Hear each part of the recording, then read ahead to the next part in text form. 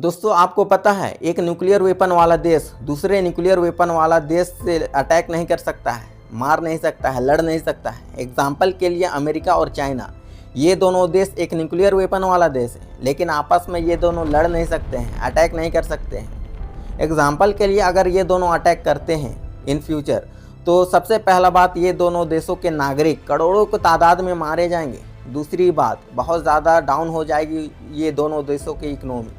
और तीसरी बात, आसपास के जितने भी शहर होंगे सब तबाह हो जाएंगे। लेकिन दोस्तों एक न्यूक्लियर वेपन वाला देश दूसरे विदाउट न्यूक्लियर वेपन वाला देश को मार सकता है, लड़ सकता है आपस में।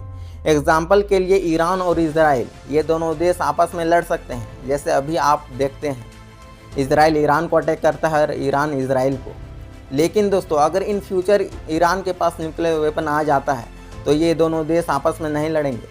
दोस्तों मैं कुछ एग्जाम्पल लाया हूँ आपके सामने। पहला एग्जाम्पल है म्यूचुअली असर्ट डिस्ट्रक्शन, जिसको एमएडी कहा जाता है। एमएडी का सीधा सा मतलब है निश्चित परस्परी तबाही।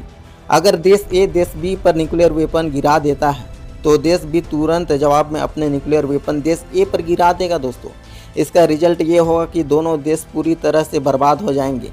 कोई भी देश ऐसी जंग शुरू नहीं करना चाहता है दोस्तों जहाँ उसकी खुद की तबाही 100% तय होती है। दूसरा कारण, सेकेंड स्ट्राइक कैपेबिलिटी, यानी न्यूक्लियर देशों के पास अपने वेपन को अलग अलग जगहों पर छिपाने के बहुत तरीके होते हैं, जैसे समुद्र के अंदर सबमरीन्स में, अंडरग्राउंड बंकर्स में या मोबाइल लॉन्च ट्रक्स पर। अगर एक देश अचानक पहला हमला कर भी दे और दुश्मन के कई शहर उड़ा दे, तब भी दूसरे देश के पास इतने वेपन ऐसी जगह पर बच जाएंगे कि वो वापस उतना ही भयंकर हमला कर सके। इस पलटवार का डर ही किसी भी देश को पहला अटैक करने से रोकता है दोस्तों। तीसरा कारण, कोई असली जीत नहीं, यानी नो मीनिंगफुल विक्ट्री। एग्जाम्पल के लिए आर्म वॉर्स में एक देश जीतकर ज़मीन, पैसा या रिसोर्सेज पर कब्जा कर भी लेता है, लेकिन न्यूक्लियर वॉर में जीतने वाले को भी सिर्फ राख, डेडली रेडिएशन और बर्बादी ही मिलती है दोस्तों।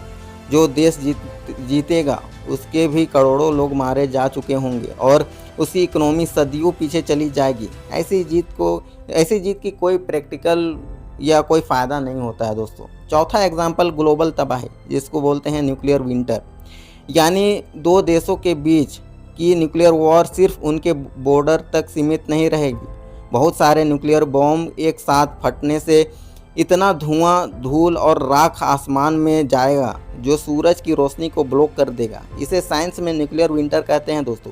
इससे पूरी दुनिया का टेम्परेचर अचानक गिर जाएंगी, फसलें तबाह हो जाएंगी और ग्लोबली भूखमरी से अरबों लोग मारे जाएंगे दोस्तों।